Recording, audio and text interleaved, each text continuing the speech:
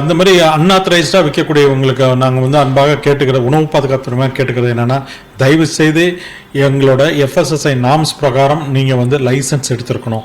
அதாவது நீங்கள் கூல்ட்ரிங்க்ஸோ இல்லை தண்ணி பாட்டிலோ விற்கிறீங்க அப்படின்னு சொன்னோம்னா, நீங்கள் வந்து ப்ராப்பராக ஏதாவது ஒரு கம்பெனியில் வாங்கி நீங்கள் விற்கணும். வாங்கி விற்கிறதுக்கு உண்டான பில்ஸ் நீங்கள் வச்சுருக்கணும். எங்களோட எஃப்எஸ்எஸ்ஐ லைசன்ஸ் இருக்கணும். ஒரு நிறைய அன்ஆத்தரைஸ்டாக யாராவது கொண்டு வந்து உங்களுக்கு பாட்டில் கொடுத்து விற்று கொடுங்க, நீங்கள் 5 ரூபா பாட்டில் நான் என்ன 3 ரூபா கொடுக்குறேன், நீங்கள் 10 ரூபாய்க்கு விற்றுருங்க, உங்களுக்கு லாபம் நிறையா இருக்குன்னு சொன்னாங்கன்னா, தயவுசெய்து அந்த மாதிரி இதுக்கு நீங்கள் போய் மாட்டிக்காதீங்க.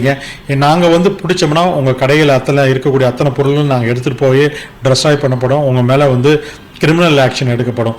ஸோ அது மாதிரி அன்ஆத்தரைஸ்டு பர்சன்ஸ்லேருந்து வாங்க வேண்டாம். பாட்டிலில் இருந்து நீங்கள் வாங்கணும் அப்படின்னு நினச்சோம்னா, ஒரு நல்ல கம்பெனியில் போய் அவங்களோட ஒரு டீலிங் வச்சு அவங்க கூட ப்ராப்பராக நம்மளோட ஒரு பில்லிங் ப்ராசஸ் வச்சு அவங்ககிட்ட பாட்டில் வாங்கிட்டு வந்து நீங்கள் வந்து விற்க, அதை எந்த விதத்துலையும் நாங்கள் சொல்ல மாட்டோம். ப்ளஸ் எங்களோட சின்ன வண்டியாக இருந்தாலும் சரி, தள்ளு வண்டியாக இருந்தாலும் சரி, எங்ககிட்ட எஃப்எஸ்எஸ்ஐ லைசன்ஸ் தயவு செய்து அதை எடுத்துக்கணும். அதை மறக்காமல், அது இல்லைன்னா உங்கள் மேலே வந்து பார்த்தீங்கன்னா லைசன்ஸே இல்லாமல் ஒரு கடை நடத்துறீங்க அப்படின்னு சொன்னோம்னா, மினிமம் நாங்கள் 2 லட்ச ரூபா வந்து 10 லட்ச ரூபா வரைக்கும் உங்கள் மேலே வந்து அபராதம் விதிக்கலாம். ப்ளஸ் வந்து உங்களோட பொருட்கள் எல்லாமே நாங்கள் வந்து ஜப்தி பண்ணி நாங்கள் எடுத்துகிட்டு போகக்கூடிய சூழ்நிலைகள் இருக்குது.